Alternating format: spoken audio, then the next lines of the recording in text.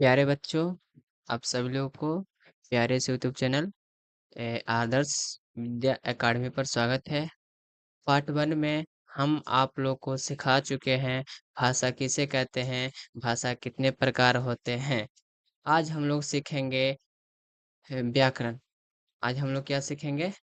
व्याकरण। व्याकरण एवं लिपि के बारे में सीखेंगे। तो चलिए दोस्तों, प्यारे बच्चों, बिना समय व्यतीत करते हुए हम लोग व्याकरण और भाषा को सीखते हैं, लिपि को सीखते हैं। देखिए, आज पार्ट 2 होने वाला है। अगर जो पार्ट 1 नहीं देखे हैं तो आप वो मेरे चैनल पर जाकर के वीडियो में जाएंगे तो वहाँ पे मेरा पार्ट 1 शो करेगा, आप देख लीजिएगा।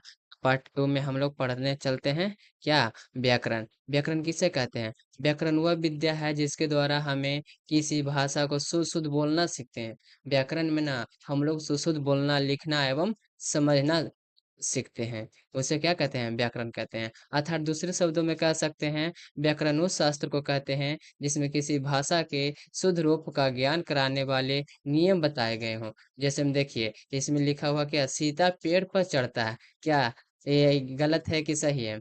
यह सीता पेड़ पर चढ़ता है, हम भी जाएगा, ये सभी जो है दोनों सेंटेंस क्या है? गलत है। तो इसको सुधारने के लिए हमें व्याकरण सिखाता है। इसका शुद्ध रूप क्या होता है, इसी के बारे में हम लोग व्याकरण में सीखते हैं। तो चलिए हम लोग सीखते हैं। पहले वाक्य में यह अशुद्धि है। पहला वाक्य है जो क्या है? अशुद्धि है। इसे शुद्ध करने के लिए क्या होगा? सीता स्त्रीलिंग के साथ क्रिया का रूप चढ़ती होना चाहिए। जो यहाँ पे चढ़ता लिखा हुआ है, सीता स्त्रीलिंग है, यहाँ पे चढ़ती होगा। और दूसरे वाक्य में क्या होगा? वाक्य संख्या 2 में कर्ता बहुवचन है। देखिए, हम भी जाएगा, यहाँ पर होगा क्या? जाएंगे होगा। क्या होगा? जाएंगे। तो जो वाक्य बनेगा वो क्या होगा? हम सभी जाएंगे। तो चलिए दोस्तों, व्याकरण के प्रकार के बारे में जानते हैं। व्याकरण के कितने प्रकार होते हैं? 4 होते हैं। यहाँ पे भाषा नहीं हो, गलत से टाइप हो गया है, यहाँ पे व्याकरण होगा।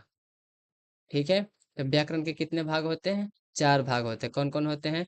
वर्ण विचार होता है, शब्द विचार होता है, पद विचार होता है, वाक्य विचार होता है। तो वर्ण विचार क्या है? वर्ण विचार को अक्षर भी कहते हैं। वर्ण विचार को क्या कहते हैं? अक्षर के नाम से भी जाना जाता है।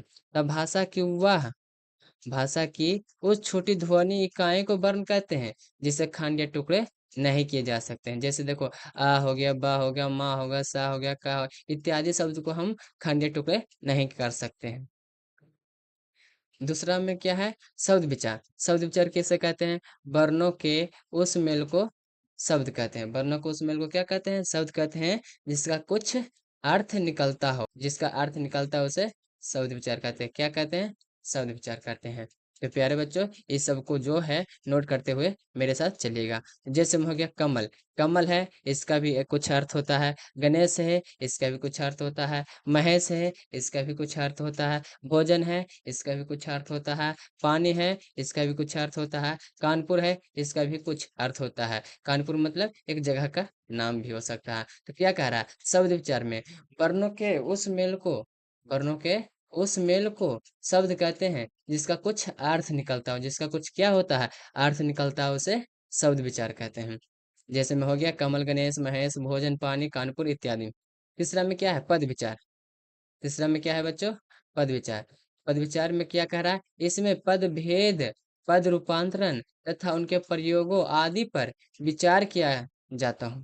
मतलब ना, जो पद होता है ना, उसको रूपांतरण कर सकते हैं, उस पर विचार भी कर सकते हैं, उसको क्या कहते हैं? पद विचार कहते हैं। अब चौथा क्या है? वाक्य विचार। वाक्य विचार किसे कहते हैं? अनेक शब्दों को मिलाकर जो वाक्य बनता है उसे वाक्य विचार कहते हैं। जैसे में ये देखिए, जो वाक्य बनेगा, छोटे छोटे शब्दों से मिलकर वाक्य बनता है। ये शब्द मिलकर किसी अर्थ का ज्ञान कराते हैं। जो ये शब्द होते हैं, ये मिल करके किसी अर्थ का ज्ञान कराते हैं। जैसे में छोटे छोटे शब्द हो गया, ये जो क्या है, ये सब शब्द है, यही सब मिलकर क्या बन गया? एक प्रकार का वाक्य बन गया। क्या? अनेक शब्दों को मिलाकर वाक्य बनता है, ये सभी क्या है? वाक्य बन गया। तो चलिए आगे में देखिए, जैसे में देखिए, वह घूमने जाते हैं। वह सब घूमने जाते हैं। राजू सिनेमा देखता है। हो गया। अब चलते हैं लिपि। लिपि आखिर है क्या? किसे कहते हैं? लिपि के बारे में चलिए जानते हैं। लिपि लिपि शब्द का अर्थ होता है लिपना या पोतना। लिपि शब्द का अर्थ क्या होता है? लिपना या पोतना। विचारों का लिपना अथवा लिखना ही लिपि कहलाता है। विचारों को लिपना अथवा लिखना ही क्या कहलाता है? लिपि कहलाता है। तो दूसरे शब्दों में भी कह सकते हैं भाषा की उच्चरित मौखिक ध्वनियों को लिखित रूप में अभिव्यक्ति करने के लिए, मतलब एक दूसरे के सामने व्यक्त करने के लिए निश्चित किए गए चिन्हों या वर्गों की व्यवस्था को क्या कहते हैं? लिपि कहते हैं। क्या कहते हैं? लिपि कहते हैं। क्या कहते हैं बच्चों? लिपि कहते हैं। तो चलिए जो हिंदी और संस्कृत का जो लिपि है उसके बारे में जानते हैं। देखिए, हिंदी और संस्कृत का लिपि क्या है? देवनागरी है। हिंदी और संस्कृत की लिपि क्या है? देवनागरी है। और अंग्रेजी भाषा की लिपि जो होता है रोमन होता है। अंग्रेजी भाषा की लिपि क्या होता है? रोमन होता है। पंजाब भाषा की लिपि जो होता है गुरुमुखी होता है। पंजाब भाषा की लिपि क्या होता है? गुरुमुखी होता है। और उर्दू भाषा का जो लिपि होता है वह फारसी होता है। क्या होता है उर्दू भाषा की लिपि? फारसी होता है। क्या होता है? फारसी होता है। हिंदी में लिपि चिन्ह देवनागरी के वर्गों में 11 स्वर, मतलब ये जो होता है ना उसका 11 स्वर और 41 व्यंजन होते हैं, मिलकर बने होते हैं।